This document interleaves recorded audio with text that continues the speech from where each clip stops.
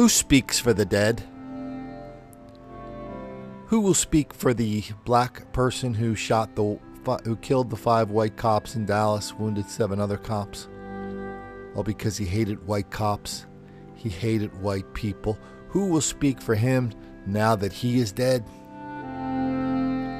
Lisa Darden will speak for him. Well, the 5 Dallas police officers brutally killed Thursday were ironically there protecting the rights of police protesters. But even as the horror was unfolding, many Black Lives Matter supporters took to Twitter to celebrate the murder of 5 brave officers. Here's one user tweeting this: "Don't feel bad for those pigs," and another writing, "Aw, it's unfortunate it wasn't more."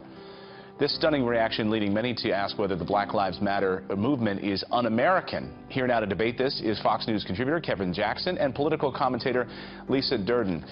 Kevin, first to you, how do you respond to these tweets last night coming from Black Lives Matter supporters? Well, we knew it was happening. It wasn't like it was a surprise. We back in the days of Ferguson, all these guys were saying pigs in a blanket and the whole thing. So we knew leading up to this that the animus towards police officers in the black community was alive and well, and in fact it was growing. And the problem is nobody addressed it. Nobody said we're going to stand for law and order and make sure that people understand we're going to protect the people that have to protect the citizens of America. So I'm not surprised, honestly. Lisa, were you surprised at the response? I'm actually not surprised at the response because, as you know, in this country, we are built on retaliation. America retaliates against their enemies. America retaliates against people who are terrorists. And when somebody terrorizes America or harms America in any way from other countries, what do? We bomb them. We murder them. And a lot of times, innocent victims get killed in the crossfire. And that's just a part of the job. Now, when you have an issue like this, not that I agree with it, not that I think that Micah Johnson was somebody that should have been doing something like that. It's horrific either way, but maybe because he grew up in a country that was built on this kind of retaliation, he might have felt, I don't know, he might have felt that this was very apropos. The police officers ran through the black community and murdered black people like they were pigs in the streets.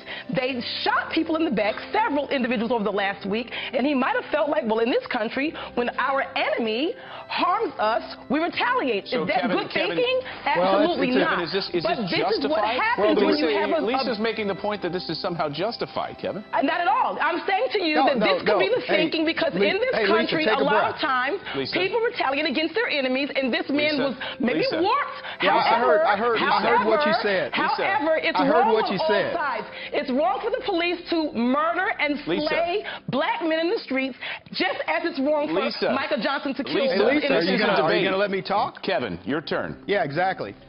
Yeah, first of all, the idea that Lisa says we're in a country that is harming black people as a black president sits and is a top law enforcement officer in the country is ridiculous. Loretta Lynch, and before her, I can't remember his name, but the point is, black people are in charge of this country. The people in the cities where all these blacks are supposedly being killed are black folks. They're the people that they vote for. They're Democrats. What Lisa's explaining is the absolute nonsense that circulates in the black community, that you can't get ahead in this country and that there's somebody against them. The fact of the matter is, in America, there is nobody targeting black people. I've gone through the statistics. There were 200 to date of the 561 people who've been killed by police. 136 of them are black. So who are the other people, Lisa? So what's happening here, Clayton, is blacks are being taught to be racist. They're being taught to be ignorant of the actual facts of what this country brings. Black people cannot be racist because we don't have the power to be racist. Black people did not hang white people. That's the most ignorant statement I've ever heard. Black people did not rape white people in slavery. Black people did not enslave white people. Black officers are not running through white neighborhoods, killing and shooting white people in the back. Black people are not stopping whites from getting housing. Black people are not stopping whites from getting jobs. No, we're not racist. Racism denotes power. We don't have the power to do that. And one black president in 176 years of 43 presidents does not mean we have black control in this country. We have one black president after 176 years. All of a sudden, we're great. Kevin, stop playing those games. You know the situation. Are you crazy? What about the killings in black communities? communities this morning? What I about have the an answer killings for in that. black- I hold love on, that. Let me ask the question. Yeah, go You right have ahead. an Killings in answer. black You have an communities answer. this morning. You have an answer. When you have an answer for everything. When you have people criticizing the Black Lives Movement, if they really care about the black community, why wouldn't they be addressing the black-on-black crime in cities like Chicago, where there are murders every 2 hours in the city of Chicago? First of all, murdering in your own community is interracial. Let's just clear this up. I've said it a million times on Fox before. Oh, no, it's okay. Interracial. It's okay, right, Lisa? Most murders in the white community are performed by whites. Most murders in the black community are performed by blacks. So murders usually are interracial. So intraracial. So don't try to say that only black people are killing their own people. White people kill me with that low-brow statement. Stop playing Lisa, games. nothing the you fact say is, makes an all ounce of races sense. kill Okay. their own race All right, now generally. let Kevin So respond. it's not something that's only I'd like to specific to black respond. I'm communities. just not going to Lisa, talk over her. Let Kevin respond. I'm not going to talk over her. The fact of the Thank matter you. is everything that Lisa says is absolute abject nonsense. Everything she has is an excuse for the behaviors that are going on in the black community. What Lisa doesn't want to talk about is the fact that there are people out there targeting police officers. Police officers are not homogeneous in color. They're heterogeneous. They're black. They're Hispanic. True. They're whites. They're everybody. They're being targeted by people that they're trying to protect. Lisa doesn't want to talk about the number of police officers who go into the black community to actually solve crimes committed by blacks, in more ratio per capita than any other racial group. She doesn't want to talk about the people that they have to console of the after murders black in people. all Hey, Lisa, I listened to you performed by talk. the Why don't you just same settle race down for a person. second? Guys, we So have in to the Lisa, end why it don't you there. just settle down zip for All a right, second? guys, we have to end it there. We got to end it there. We got to remove the coffee from the set this morning. Let's lower it. Thank you, guys. We appreciate the heated debate this morning. The moderator of that debate is usually pretty good at going after the tough issues in a calm, unafraid way.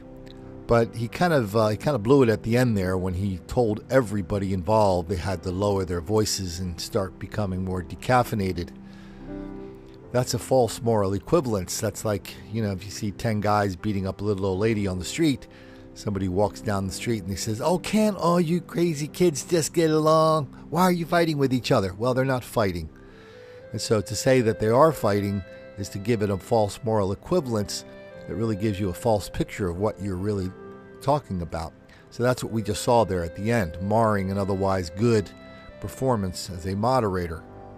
And we have to say this about Kevin Jackson. I've been on the air with Kevin Jackson on the Sean Hannity show, and he was very complimentary about my books and my work, so I was very grateful for that. But when it comes to being on TV, when it comes to being on radio, when it comes to being in the moment with these psychos like Lisa Darden and answering point for point with devastating logic, devastating articulateness, if that is even a word, there's nobody better than Kevin Jackson at this right now. I don't even know what Kevin Jackson would have said had Lisa Darden said what she really wanted to say, which is, those cops in Dallas deserved what they got because they made the black kids angry.